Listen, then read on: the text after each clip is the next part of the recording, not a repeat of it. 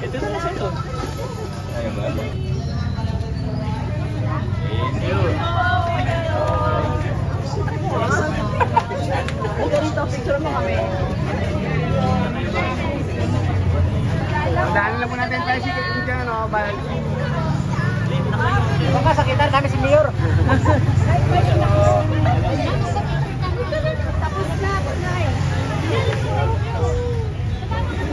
Ate. Dali na natin yung motor. Salamat.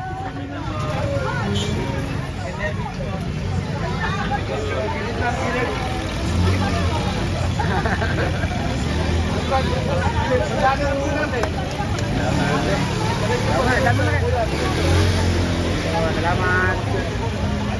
Thank you po. Asan na yan si ano? Asan na yan? Nasaan niya si Mayor?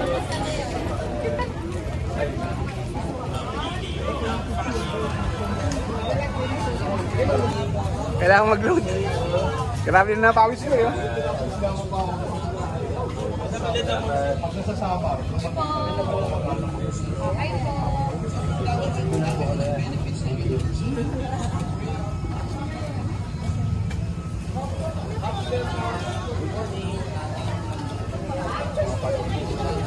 Mami, kami na po.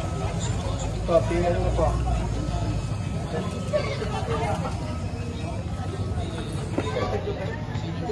Atabs mo. Atik yan. Tobos natin. Salamat. Sige.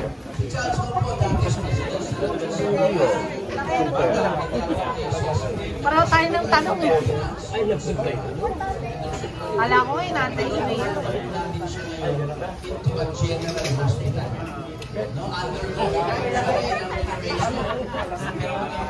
From 60 bed capacity children's hospital, 60 beds na maliliit na. Dadaan po. Ano tayo ah?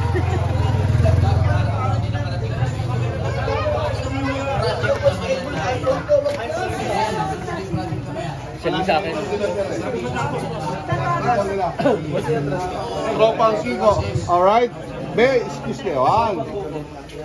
Tropang Kuko. 1, 2, 3. One more. Yun. Mga kasama tayong Muslim dito. No? May kasama tayong Muslim dito.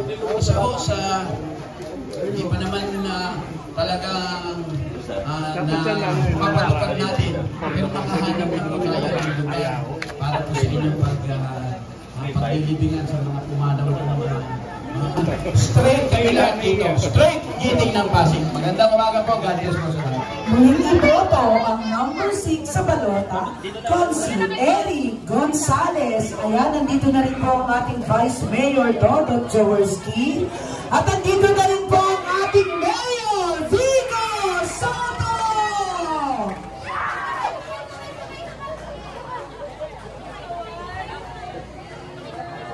Ayan, bago po natin tawagin ang susunod na magsasalita, antayin po natin makaupo ang ating Mayor. Salamat po.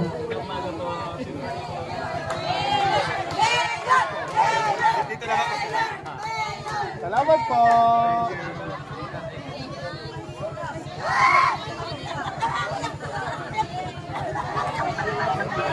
Ayan, mamaya po pagkatapos po ng ating caucus, makakapagpa-picture po tayo sa ating mayor at sa buong team Giting ng Pasig. Muli po palakpakan po natin ang ating Mayor Vico Soto!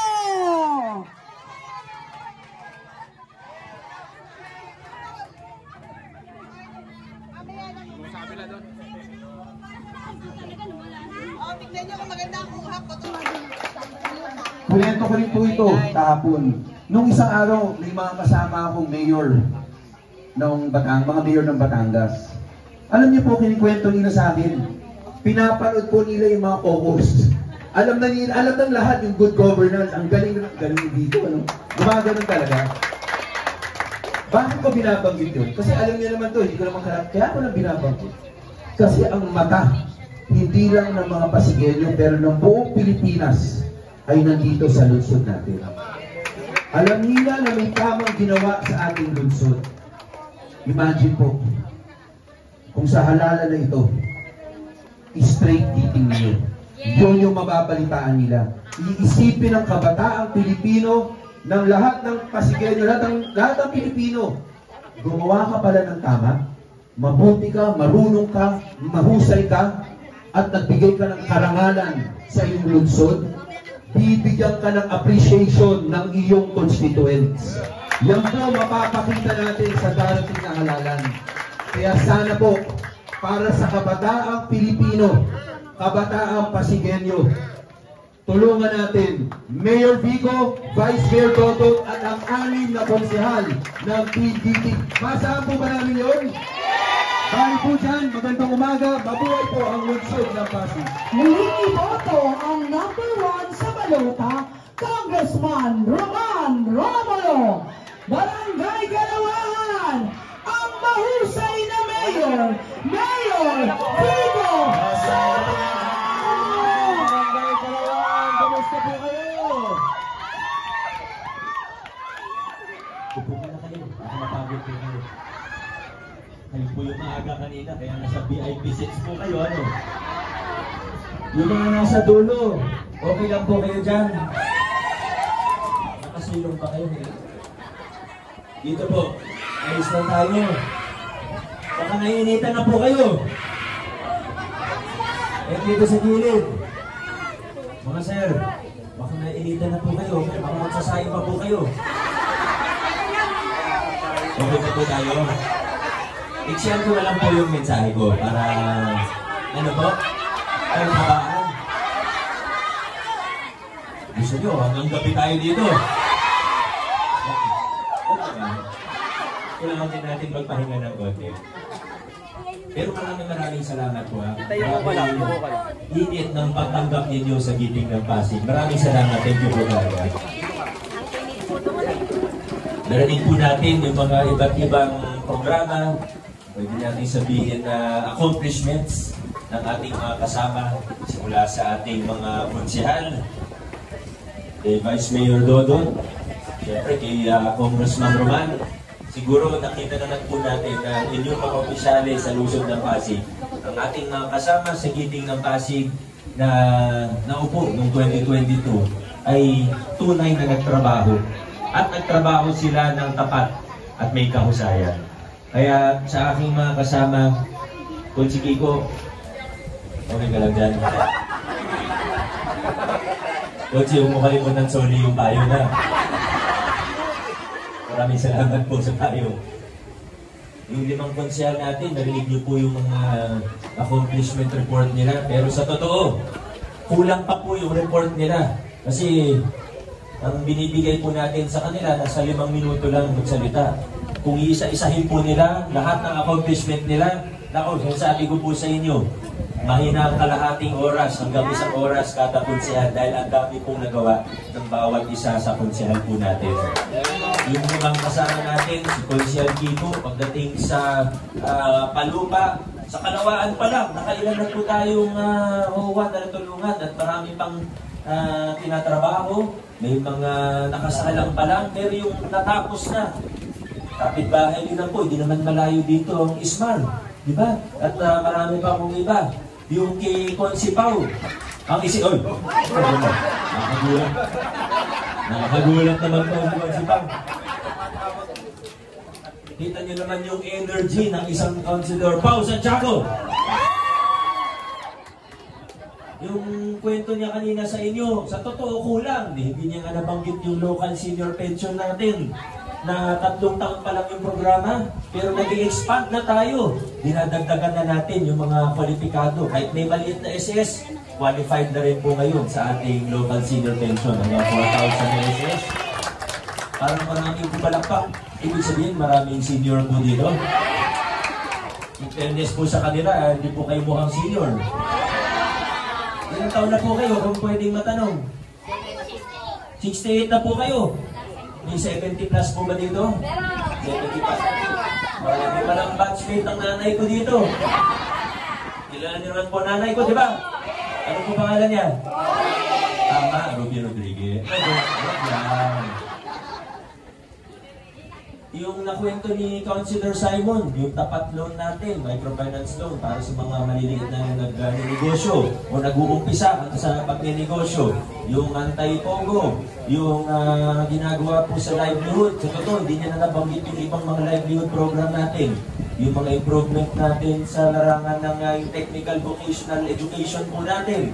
Councilor Simon, maraming salamat sa mga bagay yun. Talagang kulang yung report mo kanina. Ang dami mo pang pwedeng banggitin. Si Councilor Eric Santiago. Saan? Si Eric, asan ka? Ito lang.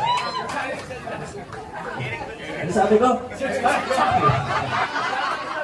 Eric Gonzales. Nakakapangalan din bigla si Councilor Eric. Magkakalituhan na po tayo mga kaibigan. Councilor Eric, yung mga narinig ko kanina habang nag-house-to-house po ako, pinapakinggan ko po siya magkwento. Yung report niya tungkol sa healthcare. Diba? Yung pag-expand natin ng isang ospital na malapit din naman po dito. Yung dati, 60 beds. Ngayon, 120 na hindi lang pang bata ngayon, kundi para sa ating lahat. Marami pang pwedeng i-report si Consi Eric, pero muli po, kulang ang oras. Councilor Eric, maraming salamat sa lahat ng tulong sa healthcare services natin. Si Councilor Volta. Consi Volta. Wow, COVID. Hanip. Nakakabigla ang kapugian ni Consel Volta, ano? Alam niyo po, yung nakwento niya kanina, yung mga tulong sa maliliit na sari-sari store, sa Toda, konti pa lang yan. Ano, sa totoo, marami pa pong ibang accomplishment tong si Councilor Volta. Isa sa accomplishment niya ay pag mayroong tarp niya ang inyong mga bahay, hindi po kayo mananakawan. Opo.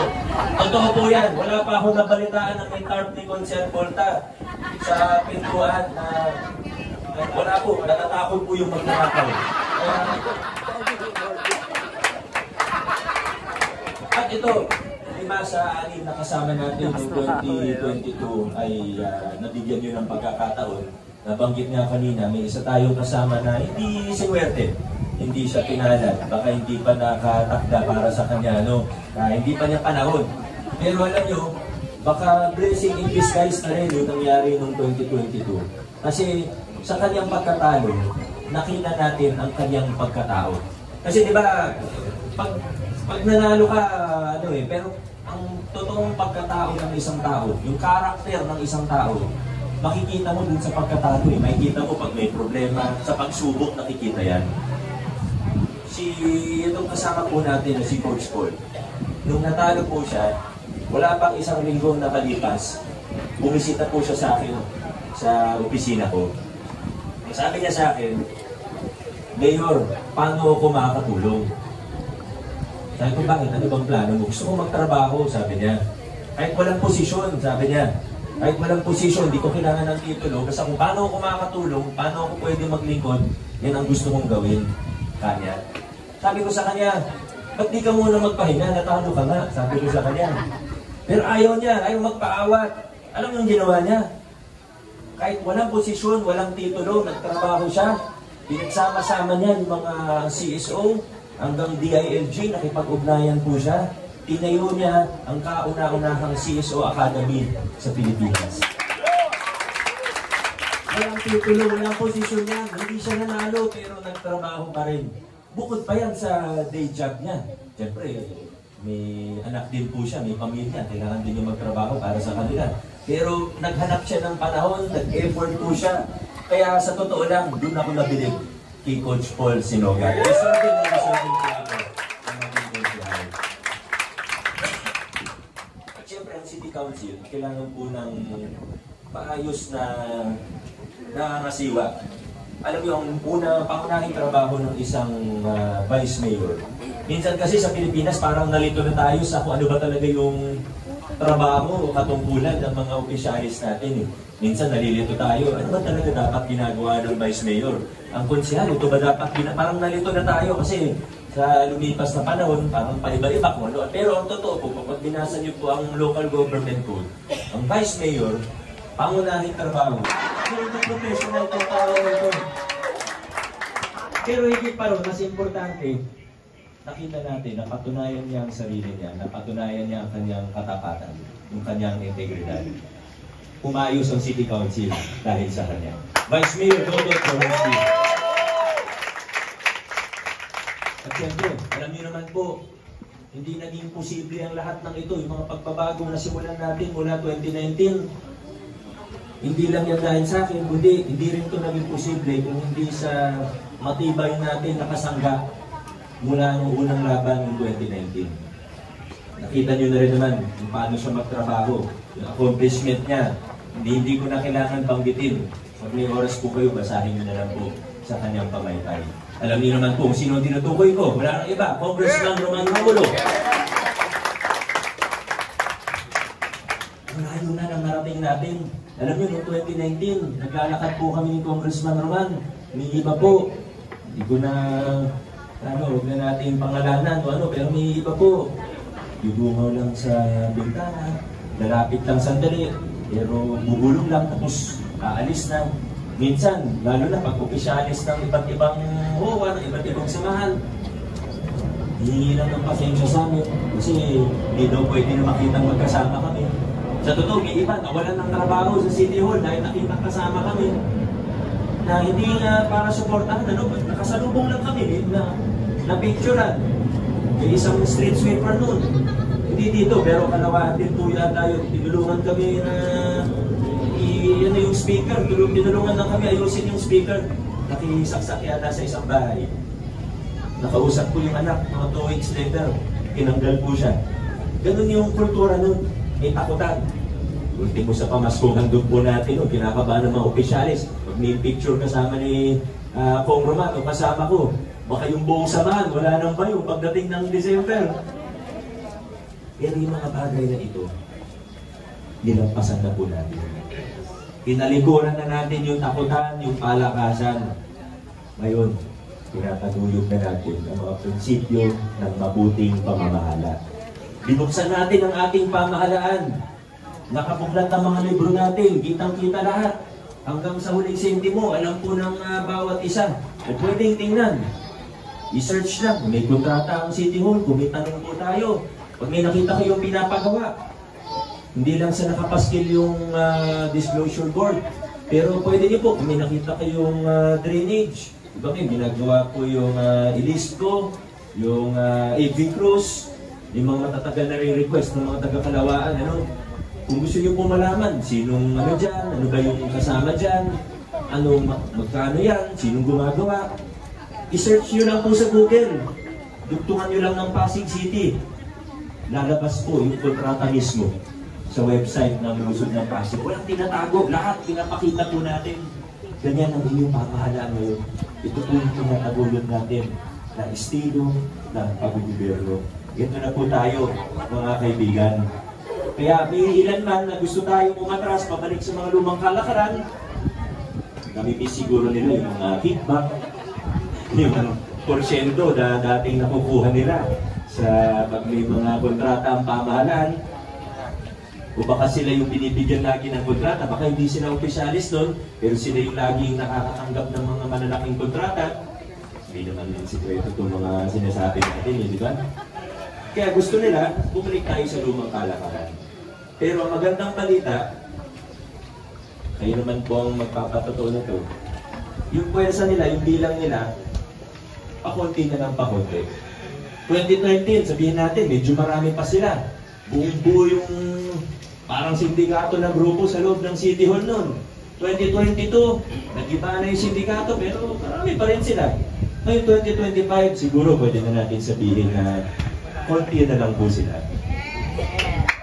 Konti na lang sila na gustong bumalik dun sa lumang kalakaran. Nang tinataguyod natin na pag-gobyerno, yung mga prinsipyo ng mabuting pamamahala, ito na po yung mga bunga.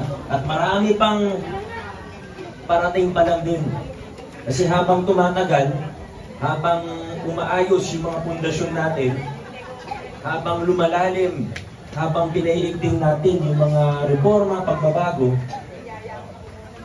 lalong tumatamis pa ang mga bunga nito. Kaya alam nyo, pag malapit ng eleksyon, alam ko naman po na parang sawa na tayo sa mga pangako ng politiko, di ba? Kaya kami sa Gini ng Pasig, mas pinipili po natin na huwag nang mangako ng kung ano-ano. Pag-usapan na lang natin kung ano yung track record, kung ano ba yung direksyon natin. Pwede naman magkwento ng konting panukala, pero hindi na para mangako ng kung ano-ano. Iba kasi pinapangako, hindi lang langit at lupa, pati ibang planeta, pinapangako na po sa atin. Libreng ganyan, libreng ganito, kahit yung mga imposible. Kaya tayo, hindi na tayo mangako ng kung ano-ano. Basta habang tinataguyod natin ang prinsipyo ng mabuting pamamahala, habang tumitibay ang mga pundasyon natin, habang pinaiting natin yung mga pagbabago, sigurado po ang susunod niyan ay mga bunga. Hindi na tayo mangako ng kung ano-ano, basta kung anong pwedeng gawin, kung anong kayang gawin, gagawin na lang po natin. Yan po sa natin. Mga taga-Kalawaan, isang tanong na lang po. Naniniwala po ba tayo? Nakikita po ba natin na nasa tamang direksyon tayo bilang isang lungsod?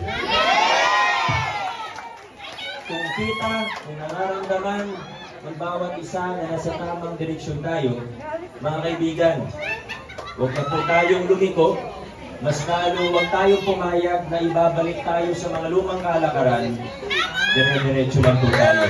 Pasig City. Maraming salamat. God bless. Muling iboto ang number 4 sa balota, Mayor Vico Soto, Barangay Kalawan, Mood State, Giting ng Pasig. God bless po sa ating lahat. Maraming salamat po.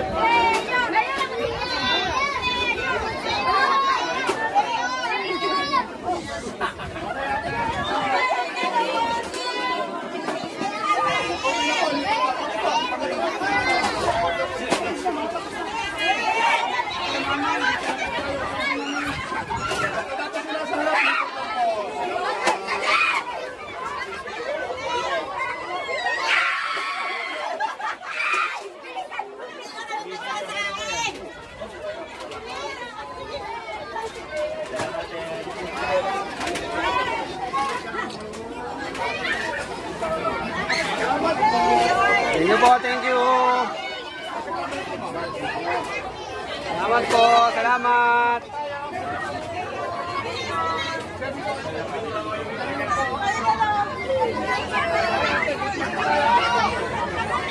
Okay na po, lipat po kayo sa harap. Thank you po, thank you.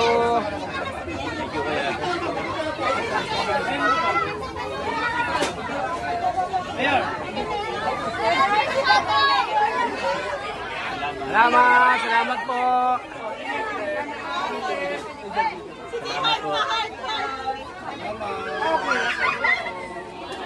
Thank you.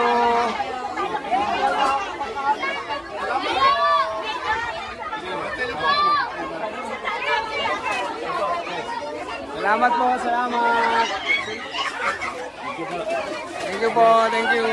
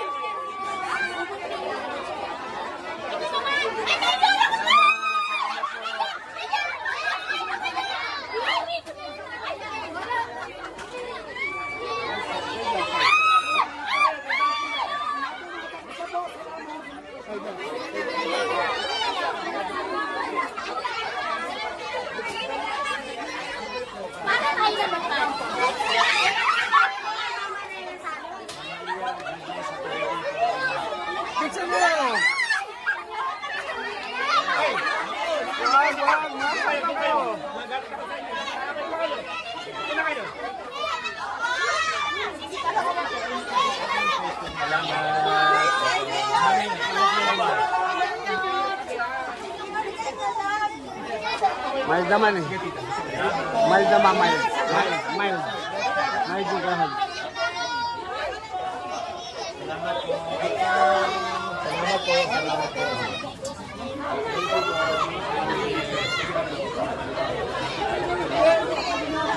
Nakamain na po kayo? Okay na? Ay, hello po. Salamat po.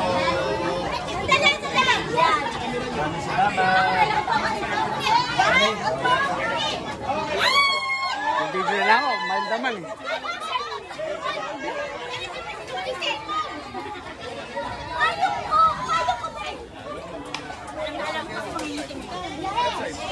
Alam ko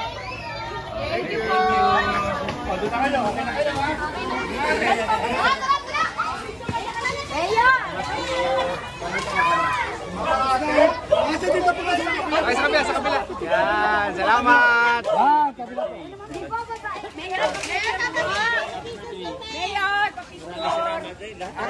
Kamera. Ayun na pa. Ito ba? Ito, sa minute ko. Yan. Kami na kayo.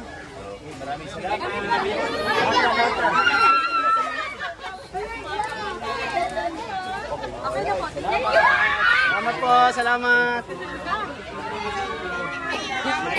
Thank you. Up.